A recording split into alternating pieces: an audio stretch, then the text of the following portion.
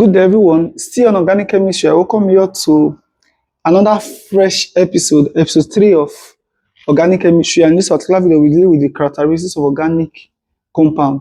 Like what I said the other time, characteristics simply means we have the physical properties, then the other one we have there is what? Chemical properties. So in this particular video, I will be explaining the physical property of organic compound and the chemical properties of organic compound. Let's quickly start with the physical property. The first one I have here, they are spirally soluble in water. Spirally soluble in water. Please take note of this word, spirally soluble in water. The second one we have there, it is soluble in organic solvents. So organic solvents such as ether, yes, let me use alcohol, organic solvents such as, let me add benzene. Benzene is a good organic solvent, and also methylbenzene, which is also known as toluene. So all these ones, they are organic solvent. So organic compound, they are usually soluble in ether, in alcohol, in benzene, in methylbenzene, or what? Or toluene, including other organic compound. The number 3 we have here, most organic compound are non-electrolytes. The other word is electrolytes are substance or a compound that can conduct electricity. That is the simplest definition of electrolyte. So any solution at all, any substance that is in solution or in a molten form that have the ability to conduct electricity, usually called what? Electrolytes. So we are saying that most organic compounds, they are what? They don't conduct electricity. That's to say, they are non-electrolyte. And there's something I want you to take note of about the non-electrolyte. If you have carbon CH2, CH4 rather, this guy have, this is not the polar compound. If you want to join now, you're going to have something like this: hydrogen, hydrogen, hydrogen. Here is hydrogen. It's not polar.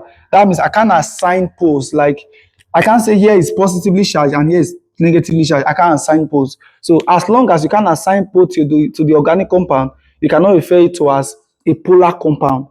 Or as long as you can assign pole to it, they are non-electrolytes. Let me give you another structure. This is an alcohol. Hydrogen, hydrogen, hydrogen. Here is, let me use ethanol. OH.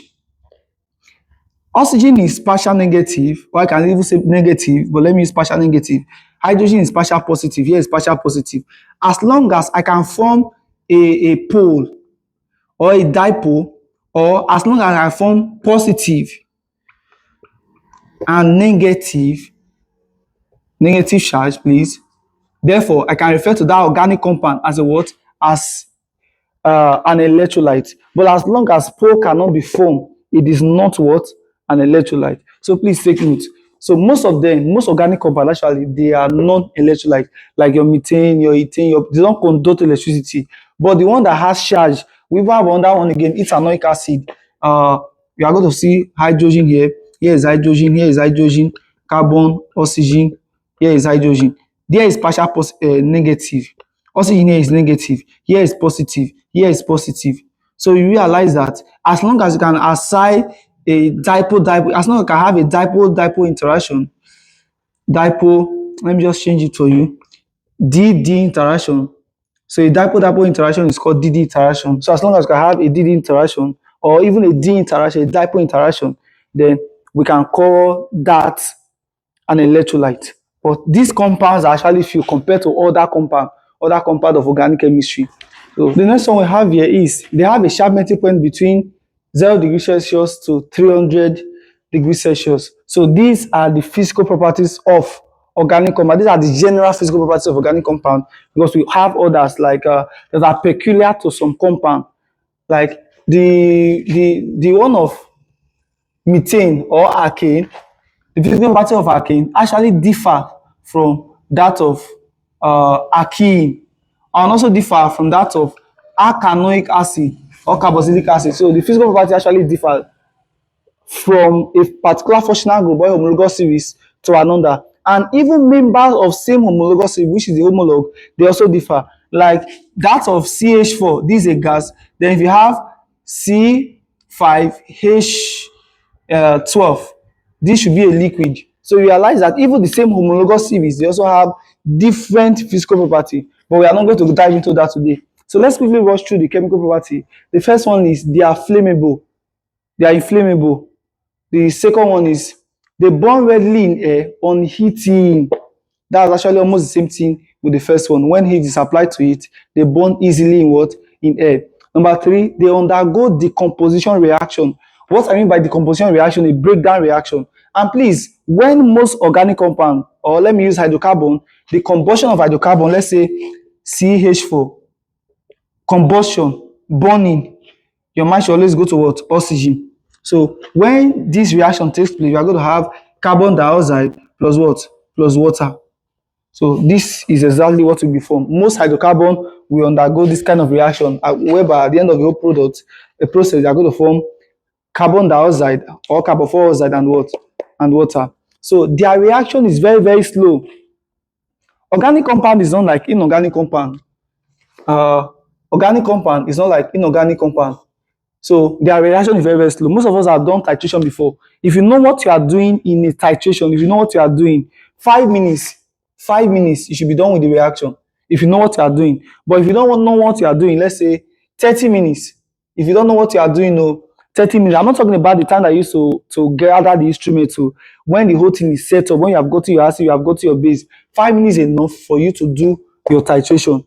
So at the end of that 5 minutes, that means you are going to get a product. It's not just for you to on the stopcock, start checking your conical flask to get your product. So it's not an easy, it's not a hard work rather. But for organic reaction, you cannot even get it within minutes. It's going to be hours, hours all day. And because the reaction is very, very slow, instead of you waiting for days to get your product, what do? Your mind is going to a catalyst now. What they do is that they add what we call heat. They add heat to the reaction to fasten the rate of the what? Of the reaction. So they undergo what's it called again? They are generally slow, and because of that, heat is usually what? Apply to increase the rate of the reaction. Anything that you see that is very, very slow, if you apply heat, definitely the rate of the reaction will increase. So take note of that. Then the next one we have there is they give most inorganic reaction. If you can get 100%, in fact most inorganic reaction can give you 100% yield. That means if you add a particular portion of acid, if you add a particular portion of base, the particular salt and water you are going to get will be 100%, which is will be equivalent to the reactant and the what?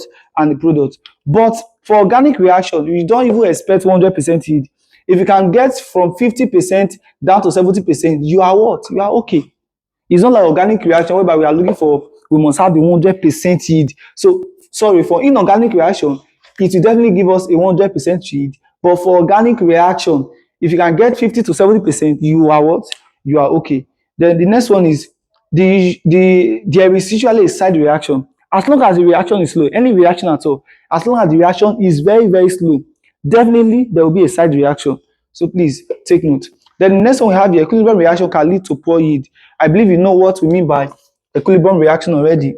A plus B, forward and backward reaction, C plus what? Plus D. This will definitely give us a what? A poor yield.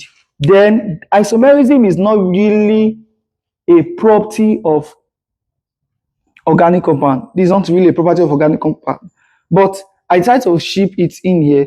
Isomerism, these are organic reactions or organic compound that have the same molecular formula but different structural formula. For example, if you have C2, H5, H6 rather, O, this structure here can be drawn in two formats. I can draw this structure like this: two carbon atom. Here is hydrogen, here is hydrogen, here is hydrogen, here is hydrogen, here is hydrogen, here is OH. Or carbon, O, carbon, hydrogen, hydrogen, hydrogen, here is hydrogen, here is hydrogen, here is hydrogen. Now, if you look at this, how many carbon atom is present in this structure? Is two. How many hydrogen? Let's count: 1, 2, 3, 4, 5, 6. Is 6. How many oxygen? Is 1. Let's count this one. Hydrogen: 1, 2, 3, 4, 5, 6. How many oxygen? 1. How many carbon? 2. So you realize that this structure, the structure we have here, is not the same thing with the structure we have here. So this structure, this is an alcohol and this is an ether. We call this ethanol, and we call this dimethyl ether or methoxy methane. I repeat, diethyl methyl. We can call it ethoxy what?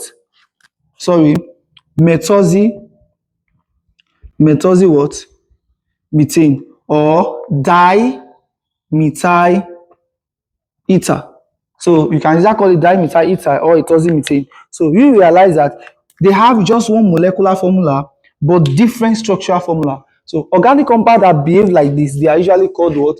And it's not all organic compound that can behave like this. That's why I say I'm just shipping this in. It's not really all organic compound. Some of the organic compounds can actually behave like this. For example, you can have something like this.